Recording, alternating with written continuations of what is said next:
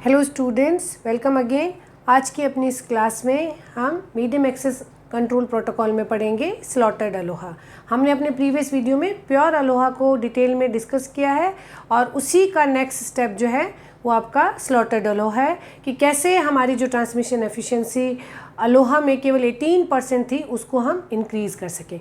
Okay, तो आपके reference के लिए मैंने पहले प्योर अलोहा का जो डायग्राम था उसे यहाँ पे मेंटेन कर लिया और उसके नीचे मैंने स्लॉटेड अलोहा का ट्रांसमिशन डायग्राम बना के इसे एक्सप्लेन करने की कोशिश की है। प्योर अलोहा में ऐसा था कि पूरे फ्रेम या पैकेट के ट्रांसमिशन के वक्त तो ट्रांसमिशन होना ही नहीं चाहिए, एज वेल एज अगर इस पैकेट के स्टार्ट होने से एक बिट भी अगर पहले कोई दूसरा पैकेट ख़त्म हो रहा था या इसके ख़त्म होने से पहले कोई दूसरा पैकेट शुरू हो जाता है तो भी कोलिजन हो सकती है। बिकॉज कोई भी सोर्स कभी भी ट्रांसमिशन शुरू कर सकता है, आपस में कोई कोऑर्डिनेशन नहीं है। तो कोलिजन बचाने के लिए आपको 2TP, जब ये ट्रांसमिशन हो रहा है, ए अपना पैकेट ट्रांसमिट हो रहा है, तो टोटल 2TP टाइम तक कोई दूसरा ट्रांसमिशन अटेम्प्ट नहीं होना चाहिए, तभी कोलिजन नहीं होगा, तभी सक्सेसफुल ट्रांसमिशन नहीं होगा। क्योंकि इसके वल्नरेबिलिटी टाइम जो हमने कैलकुलेट किया था दैट इज 2TP और इस पे बेस जब हमने इसकी ट्रांसमिशन एफिशिएंसी निकाली थी तो वो 18% आई थिंक आई थी। तो केवल 18% पैकेट ही सक्सेसफुली मिलते हैं। बहुत कम एफिशिएंसी है, लेकिन ये सिंपल टू इम्प्लीमेंट है तो हम इसे मेंटेन कर रहे थे या इसे एक इम्प्लीमेंटेशन मेथड की तरह एक्सेप्ट कर रहे थे।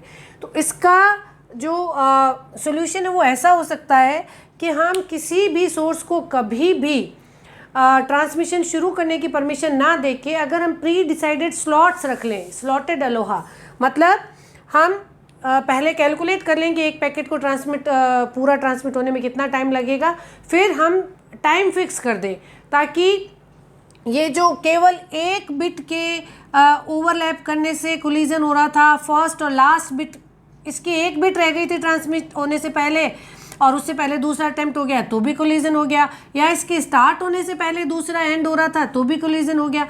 तो ये जो ओवरलैपिंग है एकदम लास्ट के सेगमेंट्स की, उनको हटाने के लिए अगर हम फिक्स कर दें कि कोई भी जो सोर्स है वो इन स्लॉट पे ही ट्रांसमिट कर सकता है और वो स्लॉट पैकेट साइज़ के हिसाब से फिक्स कर लें। तो यहाँ पे देखिए हमने फिक्स कर दिए 0TP, 2TP, 3TP, ये पैकेट ट्रांसमिशन टाइम के हिसाब से हमने डिसाइड कर लिया।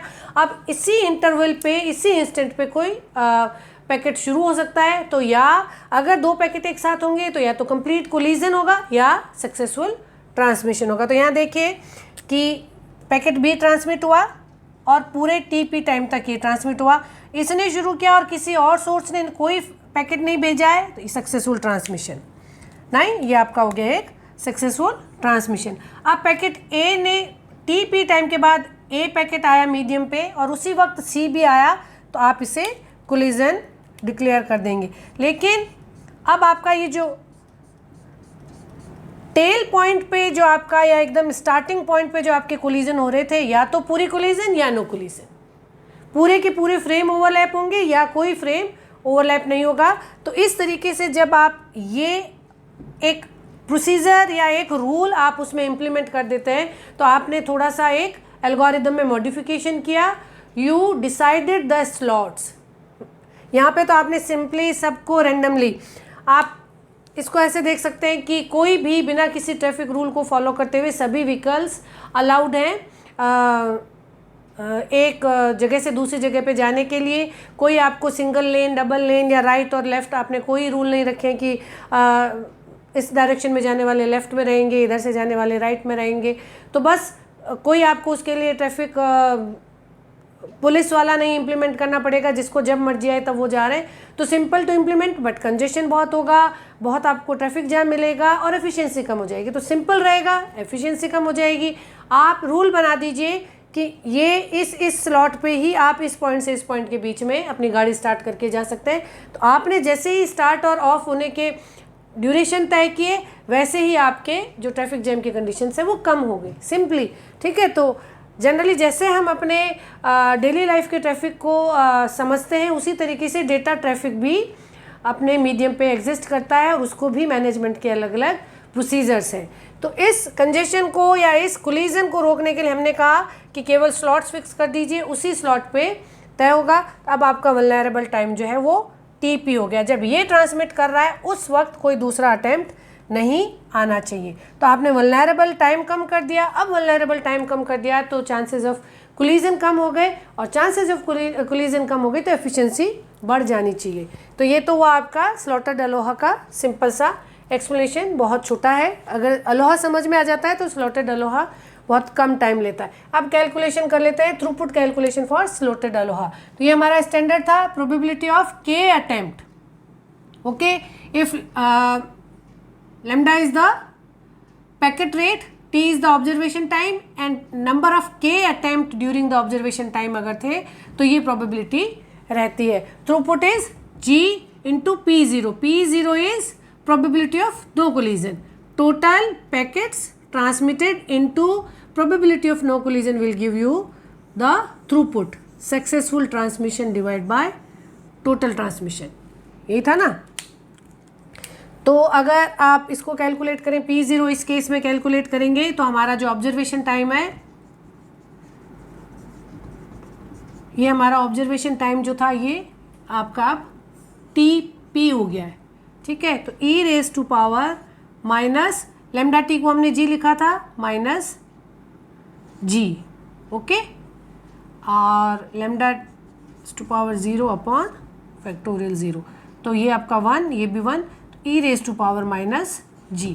तो थ्रूपुट आ गया आपका g e raise to power minus g। Okay, ये आ गया है स्लॉटर्ड अलोहा का थ्रूपुट। और अगर आप इसकी मैक्सिमम वैल्यू निकालना चाहें तो ये आएगी G इक्वल्स टू 1 पे। ओके, तो S maximum is 1 dot e raise to power minus 1, that is 1 by e, that is nothing but 36.8%। Okay, तो यहाँ पे सिंपल सी बात, जब आपने वल्नरेबल टाइम आधा कर दिया तो आपकी एफिशिएंसी डबल हो गई है, थ्रूपुट भी डबल हो गया है। ओके, तो ये भी आपसे पूछा जा सकता है कि calculate the maximum throughput for slaughtered Aloha. तो स्लॉटर्ड अलोहा का डायग्राम बनाएंगे, वल्नरेबल टाइम लिखेंगे, ये प्रोबेबिलिटी ऑफ K अटेम्प्ट को स्टैंडर्ड मान के आप इस तरीके से इस डेरिवेशन को कर सकते हैं। इनको पढ़ने के बाद आप दोनों का वल्नरेबल टाइम, दोनों का स्टैंडर्ड थ्रूपुट और दोनों का मैक्सिमम थ्रूपुट का एक कंपैरिजन टेबल बना के अपनी नोटबुक में लिख लीजिएगा, ताकि आपको रिवीजन करने में आसानी रहे। आई होप अलोहा और स्लॉटर्ड अलोहा आपको बहुत अच्छे से समझ आ गया होगा। Keep learning, keep watching. Thank you.